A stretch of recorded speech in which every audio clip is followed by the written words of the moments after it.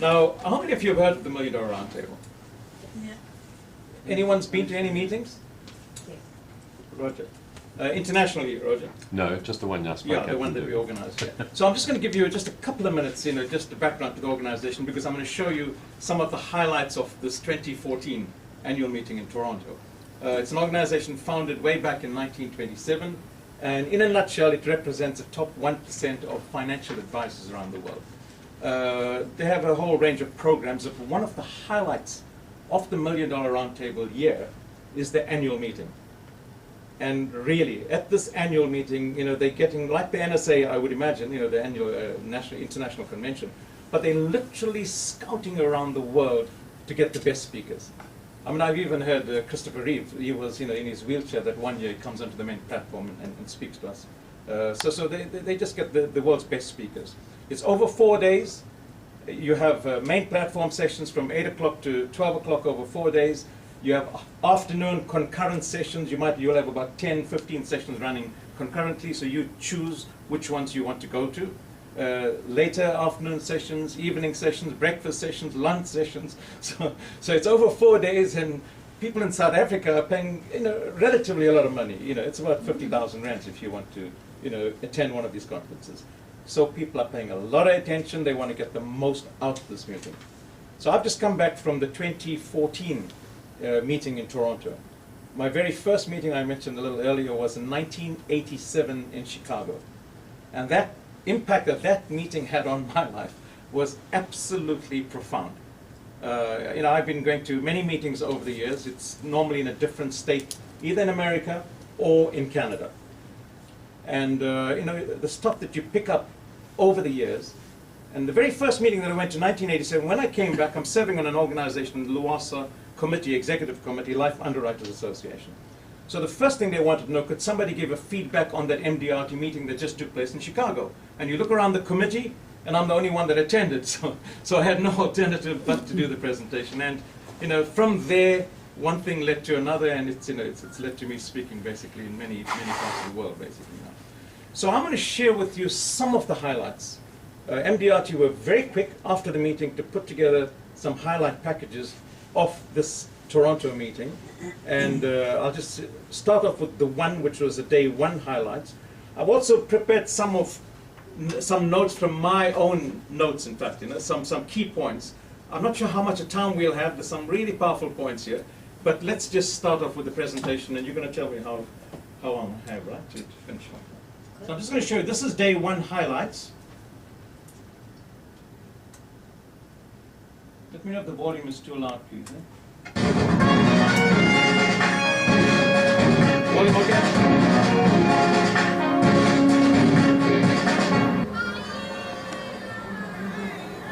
That's actually day one, where we didn't actually get onto the main platform speakers at all.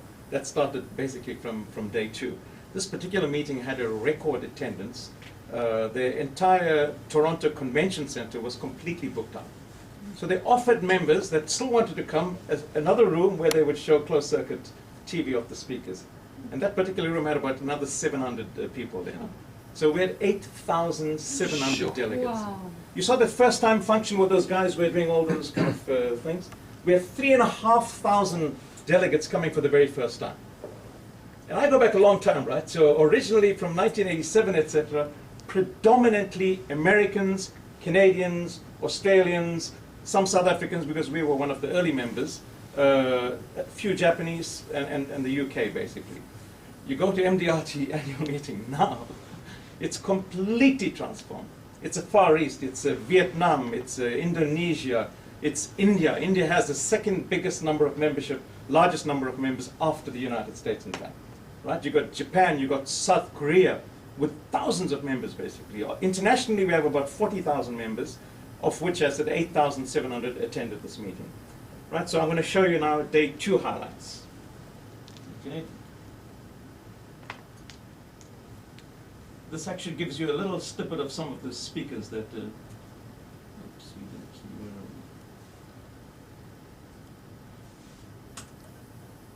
MDRT is calling Toronto, Canada home this week. Members have made it their mission to be here for the 2014 MDRT annual meeting, and as you can see, everyone is ready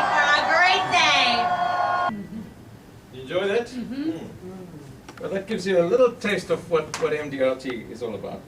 I have to share the story. So, this is not my normal talk, obviously, but I made a lot of notes, and I thought I want to share a few concepts with you. So if you see me reading, please excuse me, right? One of the speakers, just came there and talked about the benefits of humor. Somebody mentioned early on, right? It's so critical. And that's one thing that MDRT does now. The main platform speakers generally are 20 minutes, and within those 20 minutes, you have quite a bit of humor. So people are laughing. I mean, there are 3 people that just came there to make the audience laugh, nothing else, right? But this one speaker says we must take our work seriously, but never take ourselves seriously, right? What if things can go wrong? I mean, things always go wrong, right? And she gave an example of a time when she was 20 minutes early for an appointment, right? Driving by the road, and she looked at one of the stores, and she saw that they had a sale. 70% off the dress that she wanted for like years. And they've got a 70% off this now, really. So initially said, I'll come back, and so forth, and then eventually just popped in there, but realized she doesn't have much time, right? So she popped back to her car, and no keys. She'd locked the keys in the car.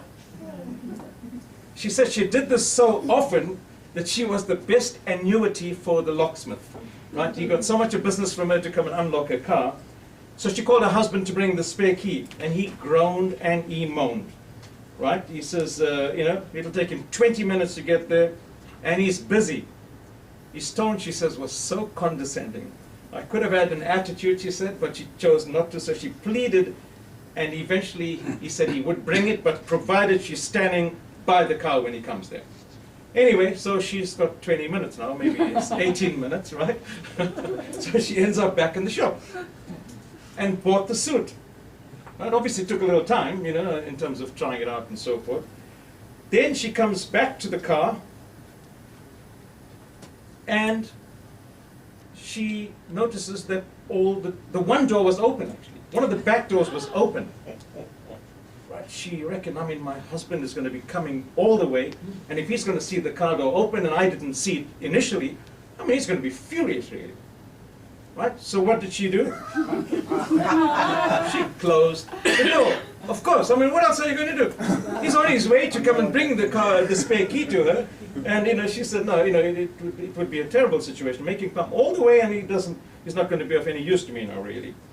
So she didn't want to disappoint him, so she locked the door. Then she noticed the store manager waving feverishly at her, telling her this, while you were trying on clothes, your husband came and unlocked your door. Right, so she of course called the locksmith, and that was the best $25 she ever spent, she said.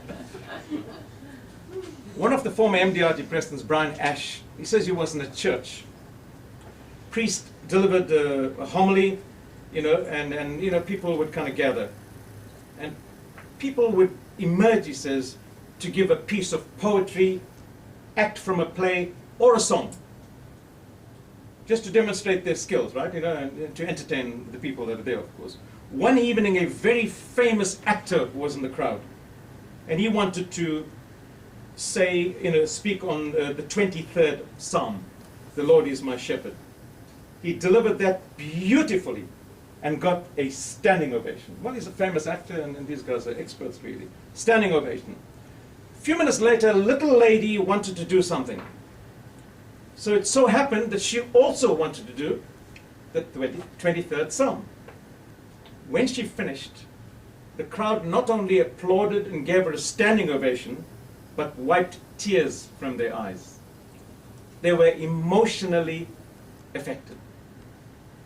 So the famous actor was asked about the difference in the audience reaction to his talk and to the talk of this young lady. And this is what he said. He said, the difference is this: I knew the words. And then I'm not going to spend much time on this. This is an amazing book. Who talked about the elevator speech? You spoke about it. Terry Shodine, you saw there, just a brief snippet of her. This book she wrote called Small Message, Big Impact, the Elevator Speech Effect. She's in demand all over the world, in terms of the talks that she delivers, and most of what she wants to communicate across to us in terms of how to deliver a short, powerful, elevator speech is in this book. We don't have much time to go into the details, but I'm just going to leave you with the fact that unfortunately, none of you will be able to attend the $1 Million Roundtable annual meeting unless you invited as a speaker, right? So that's the only way you can get in there. What they also have is something as close as possible to the MDRT annual meeting. It's called the $1 Million Roundtable Experience Meeting. This year, it's always around about January, February. This year it was held in Kuala Lumpur, and they had 5,100 delegates, and I fortunately was lucky to be presenting on main platform there. But the next MDRT Experience Meeting, I'm going to leave one of this for each of you, is in Hong Kong, 2016, 28th to 30th of January. The Experience Meeting is open to anybody, right? So, you could be in the industry, you could be out of the industry, a spouse, manager, or whatever it is. So this meeting is really a taste of what the MDRT annual meeting is all about. Same program, international speakers, the highest caliber speakers that will be presenting here. So I'll leave you with this, and then you can maybe plan from now to attend the MDRT Experience Meeting. Thank you very much.